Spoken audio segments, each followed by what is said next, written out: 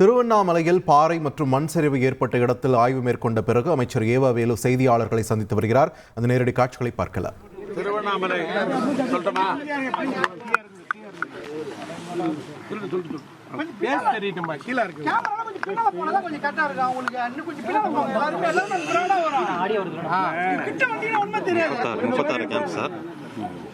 ஆயிரத்தி 10 நபர்கள் ஏற்கனவே இருந்தாங்க. இப்போ 9 கேம்ப்பு 451 நபர்கள் இருக்காங்க சார். திருவண்ணாமலை 3, ஆரணி 1, இது அந்தந்த இடங்கள் இருந்தாங்க சார். 3 தினங்களாக இந்த புயல் காரணமாக நம்முடைய திருவண்ணாமலையில் அந்த புயல் கடக்கிற பொழுது இதுவரைக்கும் இல்லாத அளவிற்கு மழை பெய்திருக்கிறது.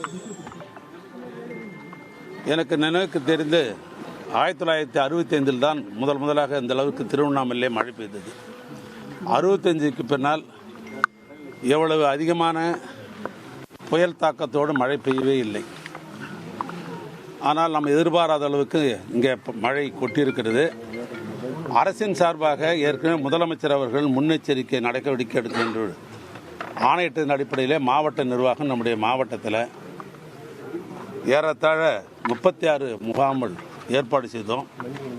அதில் திருவண்ணாமலை மட்டும் இந்த முகாமில் 150 பேர் இந்த முகாமில் இருக்கிறார்கள். ஏனைய இடங்களில் ஆரணி, சேத்துப்பட்டு, கீழ்பண்ணாத்தூர், கலசப்பாக்கம், தண்டராம்பட்டு ஆகிய பகுதியிலும் முகாம் அமைத்திருக்கிறோம். அங்கேயும் முகாமிலே பாதிக்கப்பட்டவர்கள் எல்லாம் அங்கே இருக்கிறார்கள். திருவண்ணாமலை தவிர்த்து இந்த மாவட்டம் முழுவதும் பாதிப்பென்று எடுத்துக்கொண்டோம் என்று சொன்னால் விவசாயிகளிட்ட பயிர் தான் பாதித்திருக்கிறது. அதிகமான உயிர் சேதம் இல்லை. வெளியில் எடுத்துக்கொண்டோம் என்று சொன்னால் கலசப்பாக்கம் தொகுதியில் 2 பேர், அது குழந்தைகள். அது கூட மழையினால் என்றும் சொல்ல முடியாது. வெளியில் அவங்களுடைய வீட்டுக்கு பின்பகுதியில் ஒரு ஓடை போய் கொண்டிருக்கிறது.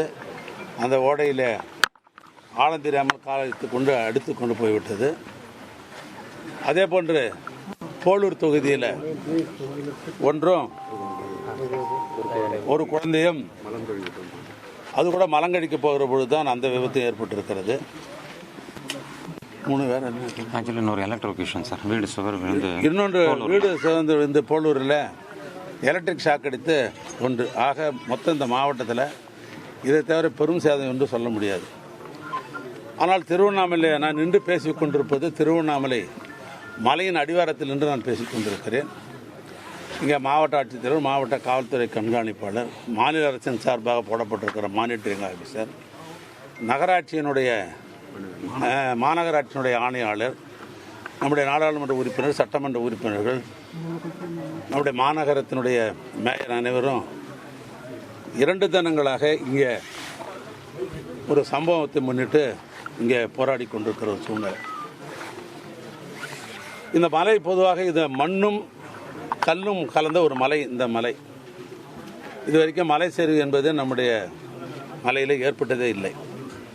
ஏன்னா அந்த அளவுக்கு மழை தாக்கம் அதிகமாக இருந்த காரணத்தினால் மண் 2 தினங்களாக ஊறி இந்த மண் சரிவு ஏற்பட்டதன் அடிப்படையிலே சிறு சிறு பாறாங்கற்களும் இதில் உருள ஆரம்பித்தது. அந்த அடிப்படையில் இந்த மலையோரமாக இந்த கீழ்ப்பகுதியில் கட்டப்பட்டிருக்கிற 2 வீடு மாதிரி அந்த பாறாங்கல் தாக்கம் இருந்தது. அதில் ஒரு வீட்டில் இருந்தவர்கள் அதனுடைய அதிர்ச்சி அறிந்து வெளியேறிவிட்டார்கள். இன்னொரு வீட்டில் அவர்கள் இந்த பகுதியில் இருக்கிற உறவினர்கள் சொல்வதை வைத்துக்கொண்டு அந்த புள்ளிவிவரத்தை சொல்கிறேன். 4 பெண் குழந்தைகளும், ஒரு ஆண் குழந்தையும், ஒரு பெரியவர், ஒரு தாய், இத்தனை பேர் அதுக்கு இடர்பாட்டில் சிக்கிக்கொண்டு இருக்கிற ஒரு நிலை இருக்கிறது. இது எப்படியாவது அவர்களை காப்பாற்ற வேண்டும் என்ற அடிப்படையில் தான் மாவட்ட நிர்வாகம் முயற்சி செய்து கொண்டிருக்கிறோம் நேற்றைய தினத்தில் இருந்து. அதற்காக இந்த இடர்பாடுகளை களைவதற்காக மாநில அரசின் சார்பாக தலைமைச் செயலாளருக்கு சொல்லப்பட்டு அதை களைவதற்காக இங்கே வந்திருக்கிறார்கள். ஒரு தேசிய பேரிடர் குழு, ஒரு சப் யூனிட் வந்திருக்கிறது. அதன் மூலமாக அந்த பணியை ஆற்றிக் கொண்டிருக்கிறோம். இந்த பகுதியில் இருக்கிற பெரும்பான்மையான மக்களை எல்லாம் இங்கே பக்கத்தில் இருக்கிற அமராவதி முருகன் அரசு பள்ளியில் கொண்டு அங்கே வச்சு முகாமில் வைத்துக்கொண்டு அவங்களுக்கு வேண்டிய உணவுகளை கொடுத்து கொண்டிருக்கிறோம். இதனில் ஒரு பாறை ஒன்று பெருசாக இருக்கிறது. அந்த பாறை உருண்டால் இன்னும் கொஞ்சம் சேதம் ஏற்படுவதற்கு வீடுகளுக்கு வாய்ப்பு இருக்கிறது. ஆனால் மலைப்பாதைகளிலே இது போன்ற சேதம் ஏற்படுகிற பொழுது இந்த மலைகளை பிளந்து எடுக்கக்கூடிய சில வல்லுநர் இருக்கிறார்கள். நெடுஞ்சாலைத்துறையின் மூலமாக அவர்களை ஏற்காடு பகுதியில் இருக்கிறார்கள். அவர்களை வரவேற்பதற்கு வேண்டிய ஏற்பாடு செய்திருக்க இன்னும் மதியானத்துக்குள்ளே அவர்கள் வந்து செய்துவிடுவார்கள். அதை கூட சரி கிழக்கிற மண்ணுடைய உறுதித்தன்மை ஏற்பட்ட பிற்பாடு தான் பிளாஷ் பண்ண முடியும். இப்போ பண்ண முடியாது.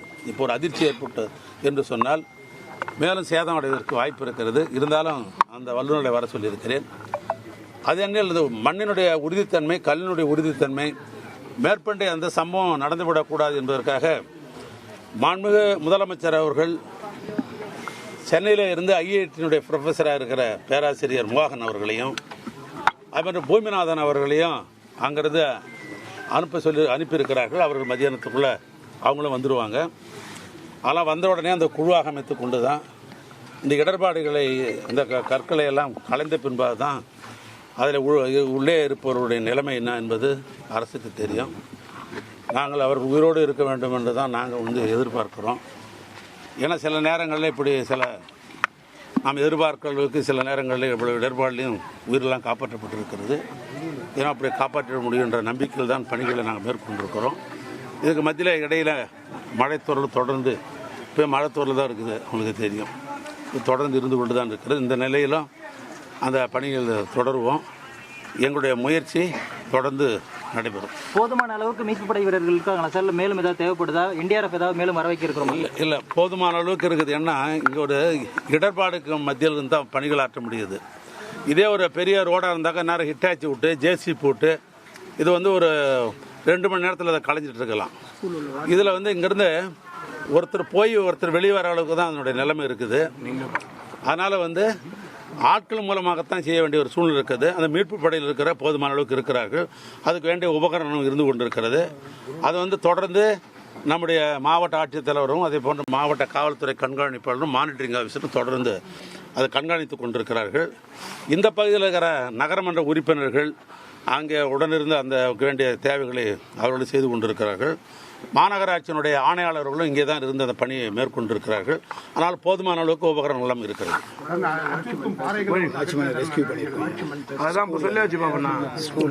அடுத்து இப்போ நான் வருகிற பொழுது உங்களுக்கு தெரியும், மகரிஷி வித்யா பள்ளியில் ஒரு வாட்ச்மேன் வந்து ஏற்கனவே மாட்டிக்கொண்டார். அது உடனே வந்து காலையில் எனக்கு கவனத்துக்கு கொண்ட உடனே இட்டாச்சி எட்டுன்னு சொல்லி இட்டாச்சி மூலியமாக அவரை வந்து வெளியே கொண்டு வந்து விட்டுருக்குறோம். அது இன்னும் இங்கே டவுனை நான் சுற்றி கொண்டே இருக்கிறேன். எங்கெங்கே சிறு சிறு பிரச்சனைகள் இருக்குதுன்னு சொன்னால் அந்த பிரச்சனைகள்லாம் அரசின் சார்பாக இவர்களெல்லாம் தீர்க்கப்படும். பொதுவாக இந்த பெய்யாத மழை காலங்களில் எங்கெங்கெல்லாம் நமக்கு பிரச்சனை இருக்குது என்பதெல்லாம் கண்டறிந்து முதலமைச்சர் கவனத்துக்கு கொண்டு சென்று எதிர்காலங்களில் அது போன்ற பிரச்சனைகள் நகர பகுதியில் வராத அளவுக்கு பார்த்துக்கொள்வேன்.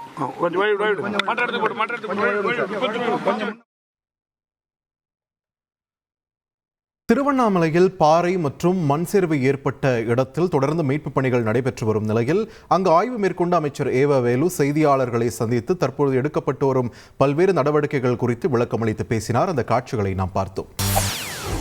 செய்திகளை உடனுக்குடன் தெரிந்து கொள்ள உடனே சப்ஸ்கிரைப் பண்ணுங்க.